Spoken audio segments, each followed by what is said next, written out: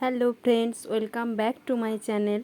প্রতিদিনের ন্যায় আমি আজও এসে গেছি নতুন একটি রেসিপি নিয়ে। আমি আজ একটি ভিন্ন স্বাদের পটলের রেসিপি বানাবো। তো চলুন রেসিপিটা শুরু করা যাক। এই রেসিপিটা বানানোর জন্য আমি প্রথমে এখানে 250 গ্রাম মতো পটল এভাবে সরু সরু লম্বা করে কেটে নিয়েছি। আর দুটো মিডিয়াম সাইজের আলু একইভাবে সরু সরু লম্বা করে কেটে নিয়েছি।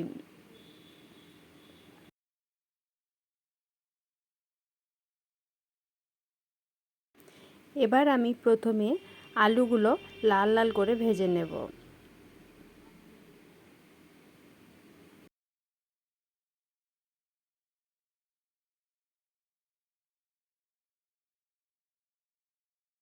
আলুগুলো যাতে ভালোভাবে তাড়াতাড়ি ভাজা হয়ে যায় সেজন্য আমি অল্প পরিমাণ হলুদ আলুগুলোর সাথে মিশিয়ে দিচ্ছি।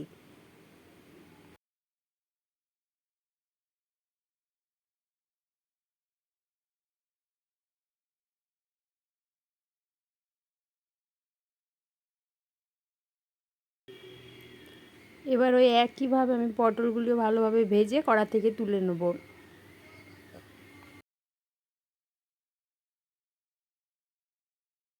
পটলের এই রেসিপিটা এতটাই লোভনীয় স্বাদের হয় যে যারা পটল খেতে পছন্দ করে না তারাও কিন্তু অনেক মজা করে খাবে।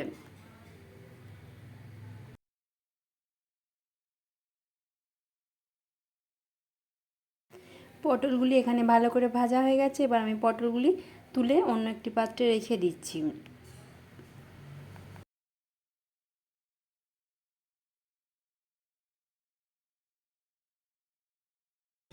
এবার ওই একই কড়াতে আমি ফোড়নের জন্য দিয়ে দিয়েছি 1/2 চামচ মতো গোটা জিরে।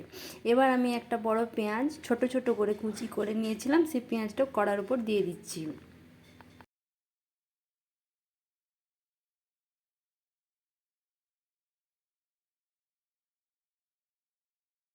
পেঁয়াজ ভালোভাবে ভাজা হয়ে গেলে আমি এখানে 1 চামচ আদা রসুন বাটা দিয়ে দিলাম। মশলার কাঁচা গন্ধ চলে গেলে আমি এক এক করে হলুদ, লঙ্কা এবং জিরের গুঁড়ো দিয়ে দিচ্ছি।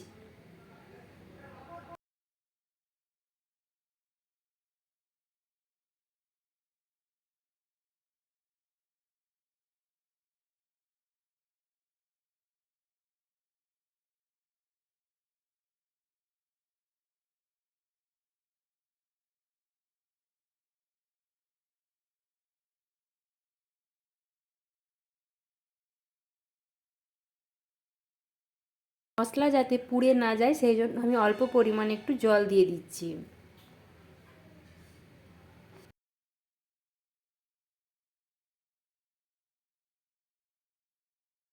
তরকারির স্বাদ আর একটু বাড়িয়ে দেবার জন্য আমি 2 চামচ মতো টমেটোর সস দিয়ে দিচ্ছি।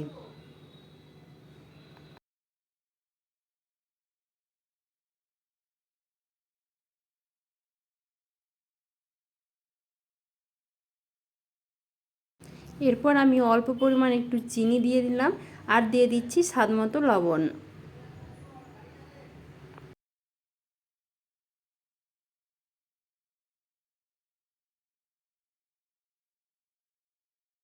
মশলা থেকে তেল ছাড়তে শুরু করলে আমি আগে থেকে যে আলু আর পটলগুলো ভেজে রেখেছিলাম সেগুলো মশলার সাথে দিয়ে ভালোভাবে মিশিয়ে দিচ্ছি। তারপর ভালো করে বেশ কিছুক্ষণ কষিয়ে নেব। মনে রাখবেন যে কোনো তরকারির ক্ষেত্রে ভালো করে কষালেই তার স্বাদ কিন্তু অনেকটা ভালো হয়।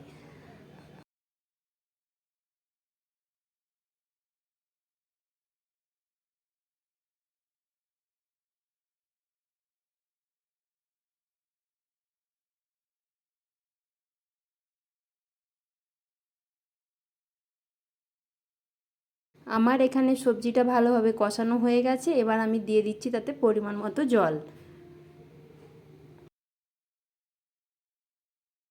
এই তরকারিটা খুব একটা ঝোল ঝোল হবে না, তাই আমি এখানে অল্প পরিমাণ জল দিয়েছি।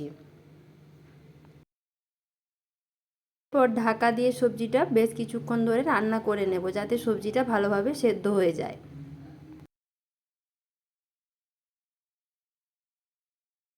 সবজি ভালোভাবে সেদ্ধ হয়ে গেলে আমি এখানে কয়েকটা চেরা কাঁচা লঙ্কা, পেঁয়াজ এবং টমেটো কুচি করে রেখেছিলাম সেগুলো এভাবে ছড়িয়ে দিচ্ছি। পেঁয়াজগুলো আমি কিভাবে কেটেছি তা আপনারা ভিডিওটা দেখলেই বুঝতে পারবেন।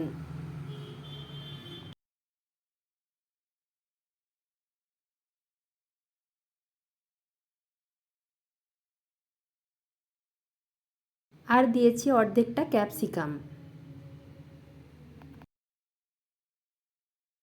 এরপর আমি সমস্ত কিছু পটলের সাথে ভালো করে মিশিয়ে আরও 1-2 মিনিট ভালো করে রান্না করে নেব। আপনারা এভাবে একবার পটল রান্না করে দেখবেন, আশা করছি কিন্তু খেতে ভালো লাগবে। আমার আজকের রেসিপি কেমন লাগলো তা কিন্তু কমেন্টের মাধ্যমে জানাতে একদমই ভুলবেন না।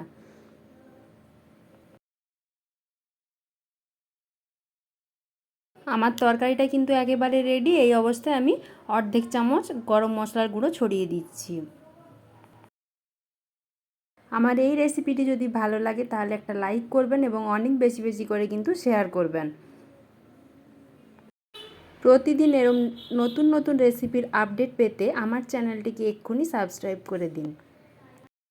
পাশে থাকা বেল বাটনটা অবশ্যই প্রেস করবেন যাতে চ্যানেলে নতুন কোনো রেসিপি দিলে তার নোটিফিকেশান সকলের আগে আপনার কাছে পৌঁছে যায়। আজ এই পর্যন্ত, আবার দেখা হবে নতুন কোনো রেসিপি নিয়ে। সকলে ভালো থাকবেন, সুস্থ থাকবেন। ধন্যবাদ।